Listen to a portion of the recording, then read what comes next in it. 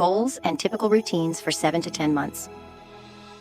Welcome, parents of 7 to 10-month-olds. The following guidance is specifically crafted for you and your baby at this developmental stage. If this is your first exposure to the age-specific content, you've chosen a perfect time to begin working on nap improvement.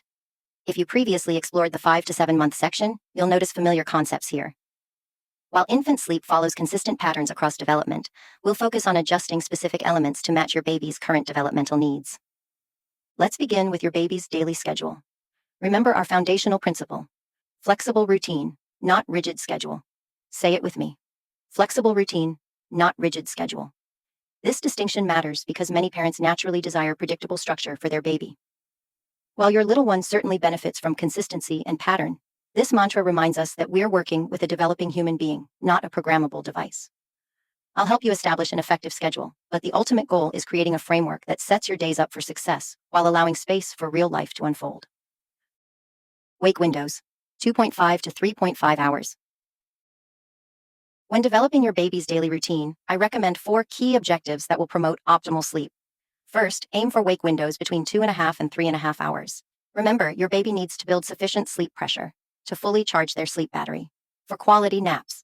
These 2.5 to 3.5 hour wake windows accomplish exactly that. Let me illustrate how these intervals typically unfold throughout the day, according to what I call the master plan. Your baby wakes in the morning, and approximately 2.5 to 3 hours later, takes their first nap.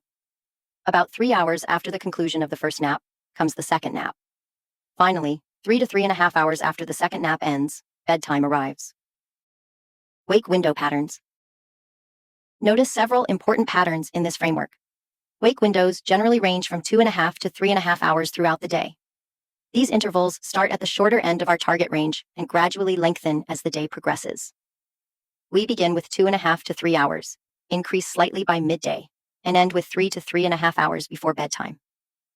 It's important to note that I'm addressing parents of babies ranging from newly transitioned 7-month-olds to more mature 10-month-olds. As babies grow, they typically require longer wake windows to build adequate sleep pressure.